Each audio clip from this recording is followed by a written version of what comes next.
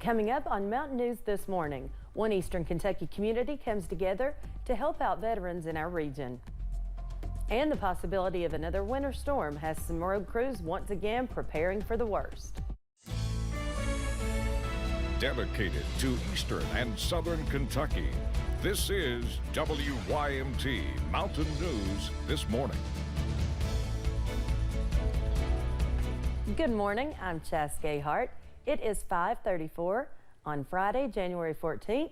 We're going to go over and talk to Brandon, and from what I've heard, we should expect anything and everything. Anything and everything is a possibility. So if you missed it a little earlier this morning, the National Weather Service offices at Jackson, Morristown, and Charleston issued a winter storm watch. Starts at different times on Saturday going into Sunday going into Monday, and we're going to continue to see the possibility for a little bit of everything. But remember, if it gets upgraded to either a winter weather advisory or a winter storm warning, that is still an upgrade, even though that advisory just a smaller one. Let's take a look and see what's going on across the region this morning. And we're looking at the Whitesburg camera, and you'll see that we're going to continue to see a quiet start to the day downtown there. Temperatures across the board in the 20s and 30s this morning. And as we head into the 12-hour planner, we're going to see temperatures climb to about 40 this afternoon with sunrise at 7:47 and sunset at 5:38. Chas?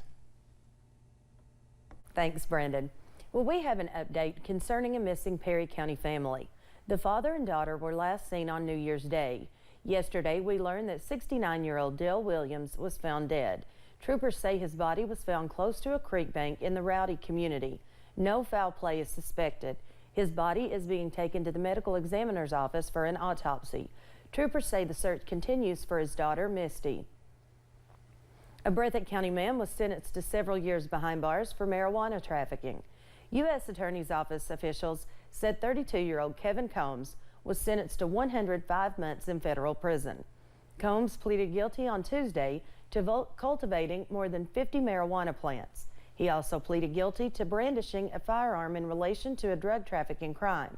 Under federal law, Combs must serve at least 89 months in prison. London police are needing your help in finding a suspect. Take a look at your screen. Police say the pictured suspect robbed a BP station at gunpoint Thursday morning. Police also say the suspect took $300 from the register. If you know of any information, you are asked to call police. In 2018, the Pikeville Veterans Memorial Park was open to the public. Since then, several stopped to pay their respects at the memorial, to sit and admire the jet, or find help from fellow veterans.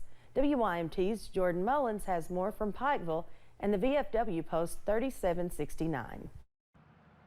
The City of Pikeville, businesses, donors, and the Pikeville VFW Post number 3769 came together to build the Pikeville Veterans Memorial Park. This is a community park. The community should come here. He said this is also a park for veterans. It is a non-intrusive coping mechanism for veterans suffering from PTSD. And work continues to be done as a retaining wall and signs were added near the park's jet. But the park is not just for show. It can save lives, give veterans hope, and give them a chance to reach out to fellow vets in the local VFW Post. It's allowed the Post to reach out to the veteran population in the county that hasn't reached us before. The Department of Veterans Affairs reported that in 2019, more than 6,200 veterans took their own lives, around 17 per day. Nearly 100 of those who took their lives were Kentuckians, the majority between the ages of 35 and 74.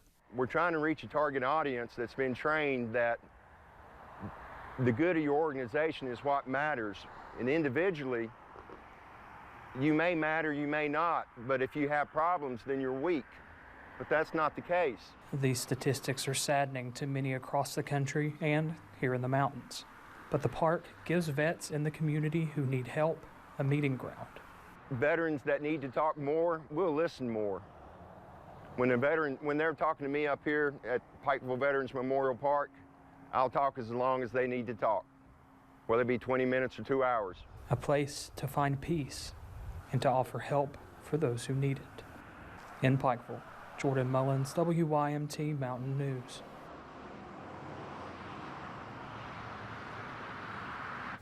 Officials say they are aware of veterans that have been directly helped by the park, and he is thankful to serve his fellow vets and the community.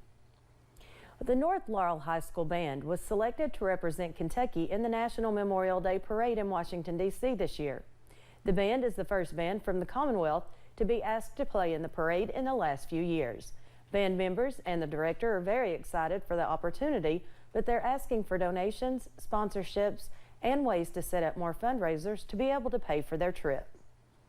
It was pretty stunned at the beginning. I announced it at the very beginning of marching band last season, and after coming off a season where we didn't get to do anything, they were like, this is a lot at once. We came back into the KMEA marching band circuit to compete, which we hadn't been there in several years, and then all at once we're also, representing the whole state out in DC. Links to donate or reach out to the band director for sponsorships will be on our website at WYMT.com. A 13-year-old's hobby has turned into an unofficial business. Colby Ambergy began baking when he was only 8 years old. Now he is getting orders from across the country. While it's still only a hobby, he says there is a ton of potential for the future of Bergey's Bountiful Bakes.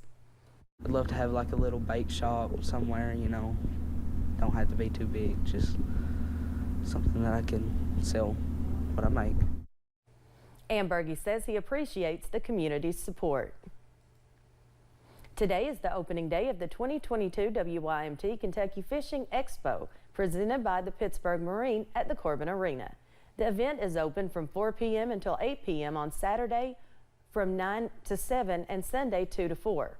And there will be 2 special guests in attendance for Paw Patrol to take photos with kids.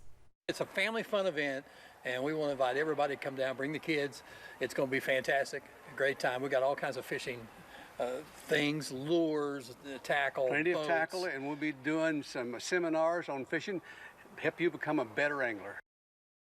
Several people have been hard at work at the arena setting up boats and gear at the expo this weekend for you and your family to enjoy. And you can meet Brandon.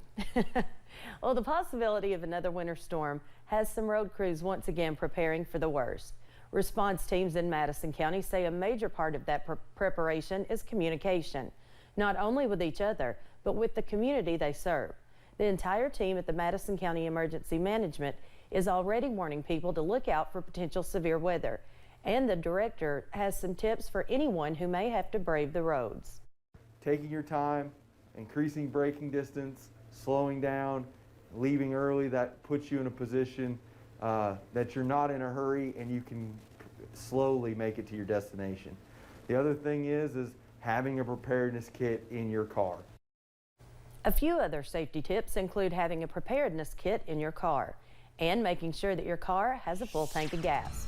Both of these steps will put you in a better position if you get stranded. And up next, a famous singer teams up with Disney once again to help reach out to children in a new way. Rain, snow, ice, winter mix, they are all possible late this weekend. I'll have more on what we're tracking right now in about 3 minutes.